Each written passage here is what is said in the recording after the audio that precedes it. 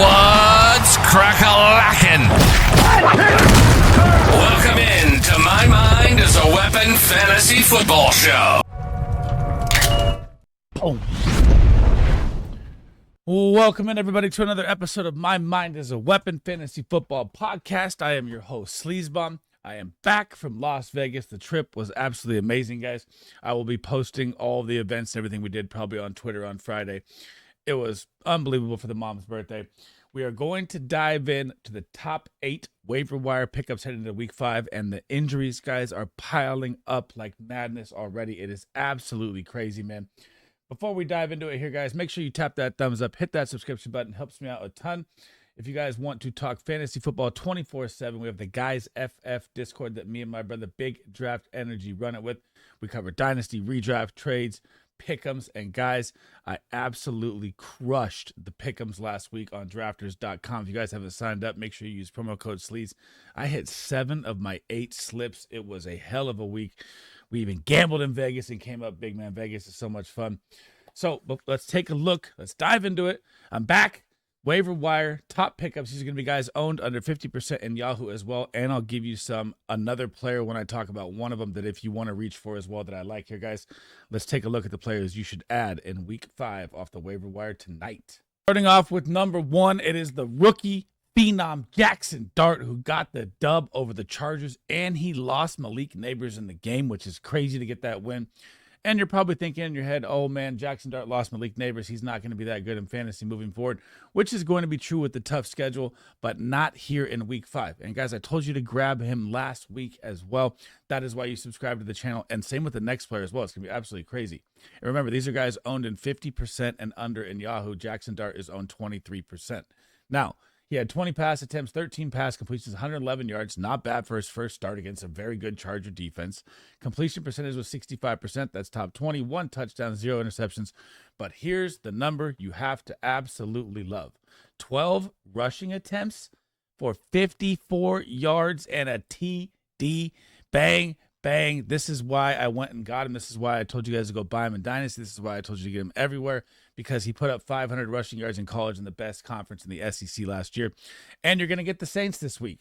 The Saints rank 5th worst versus the QB, giving up 20 points a game. Yes, it will be Darius Slayton. Yes, it will be, Wan'Dale Robinson. Cam Scatterbush have a big game here as well. And the emergence of Theo Johnson now is going to be kind of interesting as well, because you saw that little shovel pass touchdown to him. And Jaxson Dart, man, in this game is going to be another 20-plus point easy play for me in week 5, even without Malik Neighbors out there. Heading over to the running backs, number 2, and this is why you smash that subscription. Tap, tap, tap, tap, tap, tap, tap, tap, tap. I told you to grab Woody Marks last week. There is a new change of the guard in the Houston Texans, and you saw it come to fruition last week against Tennessee when he took the most snaps he's had all year, 56%, the most carries he's had all year, 17, the most yards he's had, 69.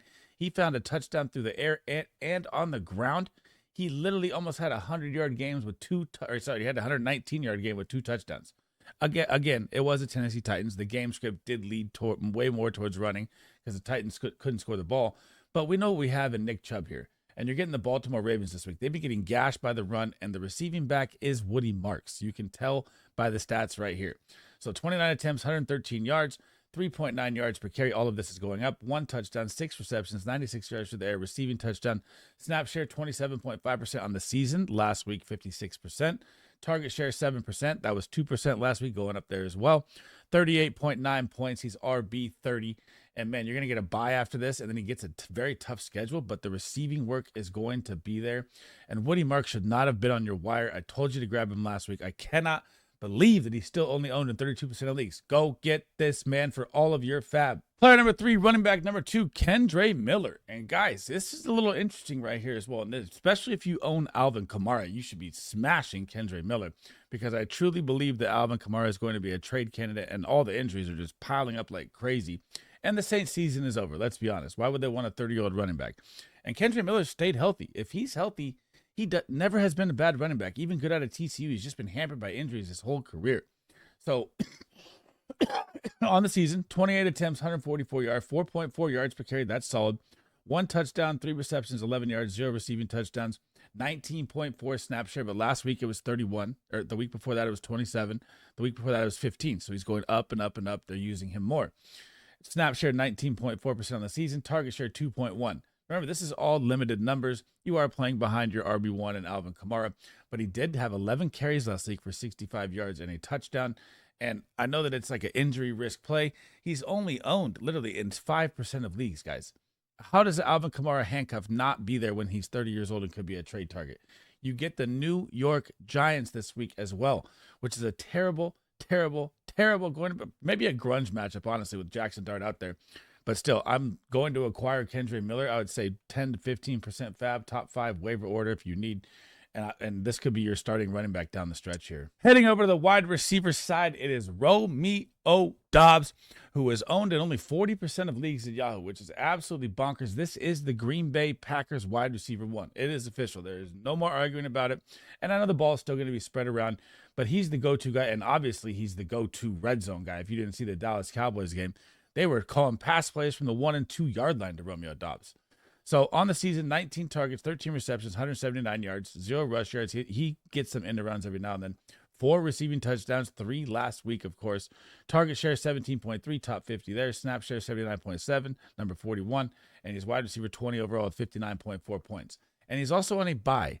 So it could even be a cheaper buy than normal. I would say 15-20% fab. 3 to 5 waiver order if you have it, because this guy, even coming off a bye, you get the Bengals next, you get Arizona. These are smash 2 matchups. The Packers, that game was crazy versus Dallas Cowboys with the tie, but he put up 28.3 points, and then the last 2 games, he's at 90% snap share. That's wide receiver 1 usage. This is their guy. 8 targets, 6 receptions, 58 yards, 3 TDs. It's going to be a tough buy because he just popped, of course, so you might have to spend a little more than others, but the bye week may help you as well. You know, people don't want to buy a player for a lot coming off a bye week, but this is a great, say you lost Malik Neighbors or something. This is your great plug and play wide receiver that's going to be out there all the time for the Green Bay Packers for the rest of the season. Player number 5, wide receiver number 2. And speaking of Malik Neighbors that we just talked about with Romeo Doubs, it's going to be Wan'Dale Robinson. And like I said at the beginning of the video, I'll throw you in another one. You can pick up Darius Slayton as well. These are going to be 2 90% plus snap share wide receivers. I'd just rather have Wan'Dale Robinson, and he's owned in 49% of leagues. So he's under 50%, going to make my waiver wire video. Now, this guy is just a target hog. He was top 10 in targets last year, 18 targets on the season, 14 receptions, 197 yards, 1 TD. Target share 24%, almost 25. That's probably going to go up. That's top 22. That's the elite usage you want. Snap share 73%. That is going to go up. Rush yards 0. He has gotten a lot of end arounds in his career. I figure with Malik Neighbors gone, he'll be taking more.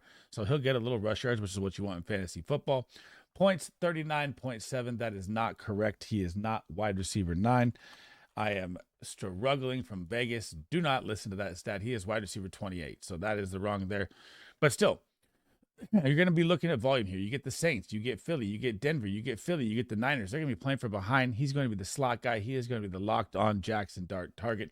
And again, if you want to pick up Darius Slayton as well, I'm okay with that as well, because both these guys are going to be out there a ton from here on out with the Neighbors injury. And man, prayers up to Neighbors. Player number 6, wide receiver number 3. And here we are with injuries again. Tyreek Hill with the dislocated knee and the ACL tear.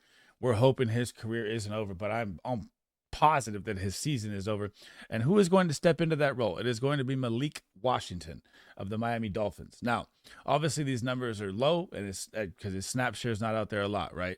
So, and he's been the wide receiver 3. So now you got Jalen Waddle, him, and Waller out there. And Waller, great first game he had. We'll get to Darren Waller here in a second. So Malik Washington, 15 targets, 8 receptions, 48 yards. But here's the number that's very interesting. 8 rushing attempts for 60 yards. This is their end-around speedster guy that's going to get a lot of carries like this as well, which is what you want in fantasy football. 0 receiving TDs, target share 13%. Remember, this is very limited snaps he's played. 58.2% right there. Shows you that he's not out there a lot. Number 81, 24.7 points, wide receiver 72. Now, when you're in the Miami Dolphins, you get the Carolina Panthers, you get the Chargers, you get the Browns, you get Atlanta, you get Baltimore, you get Buffalo, you get Washington. How many of these games are they really going to be ahead in? Yes, Devon A-Chain and Jalen Waddle are going to feast as well, but this is going to become a flex, deeper flex play wide receiver 3 that you can get weekly that can splash a home run at any time and can also splash an end around speedster home run on the ground anytime as well. I love the Malik Washington pickup this week. I would say, 10 10, 12% as well, like waiver order 5 to 8 around there. It's not a high priority, but it's going to be a nice one. And Jalen Waddle's been dealing with injuries all year long as well. So what if Waddle goes down? You're sitting with the wide receiver 1. That is why I like this pickup a ton. Sticking with the Dolphins, player number 7, tight end number 1, Darren Waller, the rapper baller, is back. Shows up in a big way in his first game with only 16 snaps, guys. You got to think about this for a second. He played 16 snaps and had 4 targets. That is 25% right there alone just when he's out there. So he had 4 targets, 3 receptions, 27 yards, 2 red zone TDs. Target share was 3%, obviously, but it'd be 25% if you play his snaps, right? So think about what I said with 4 targets and 16 snaps. He's already tied in 32 with 17.7 points. And now you've got Tyreek Hill out. You do have Waddle, banged up. He's still out there playing. And you got Devon Achane who's going to eat in the pass game as well. But what people need to know is that Jonnu Smith in this Mike McDaniel system was tight end 4 last year. Tight end 4. Darren Waller, the opportunity ahead of him is going to be absolutely massive. You get a great matchup against the Carolina Panthers, who are bottom 5 versus the tight end. And then you're, like I said, with the Malik Washington, you're going to play the Chargers, the Browns, Atlanta, Baltimore, Buffalo, Washington. Probably ahead like 10% in those games. The passing volume is going to be here. And he looked in great shape. I mean, limited snaps out there. He's going to be a target hog. And this is going to be a great pickup that I'm willing to use 3 to 5 waiver priority and about 15, 20% on him. Go get Darren Waller. Player number 8, tight end number 2, the jack of all trades, Taysom Hill. Now, this one, I don't think you need to spend a ton of fab on or a ton of, waiver priority, maybe like 6 to 10 on him. But he's activated off the PUP list. And we know what the Saints quarterback situation is with Rattler and Shuck. It's not like he can't be used in like the quarterback role, the running back role. I know he's older. And I know it's a new system as well with Kellen Moore. So we don't really know if he's going to be using Taysom Hill like in the old days he was. But this man can break fantasy football at any single time with the rushing upside, with the passing that he can do. And you saw Tyler Warren rush a touchdown in last week to show you this is what Taysom Hill does. So he can literally be a 20-point play that you might be able to pick up. It is one of the scariest dart throws for sure to throw out there. But at the tight end position this year, it's literally like the top 5 elite tight ends and then dart throws the rest of the way anyways. So this one's a great pickup to have, but he is like that guy that pops once and he doesn't hit next week. Then he pops once, doesn't hit next week. So he's always like a dart throw play. But when he hits and you start him, it's massive. So it's a guy that I'm definitely willing to pick up just to hold right now and see what the Saints do with him because he does it all. Boom. Thanks for rocking with me today, guys. That is the end of the episode. That is my top 8 waiver wire players you should be picking up. I'm also going to be getting my stardom sit-ins for every single matchup out here today, hopefully, because I'm running behind here. We got in late last night. It's been just a hell of a week already from the weekend. And then I'm going to dive into my rankings. We're going to get some smash starts. We're going to do some sleepers. And then the live shows will begin over the weekend, guys. Before you head out, make sure you tap that like and subscribe. I can't thank you guys enough for all the support. If you haven't checked out the Guys FF Discord, it'll be pinned in the comments and in the description. Make sure you sign up. We're dropping bombs on draft just for pick'ems. What a week last week was. If you haven't signed up, make sure you use promo code SLEAZE, and it'll match your initial deposit up to $100. That's it for me in this episode, man. Thank you guys for listening. Hope to catch you in the next one. Sleaze Bum out.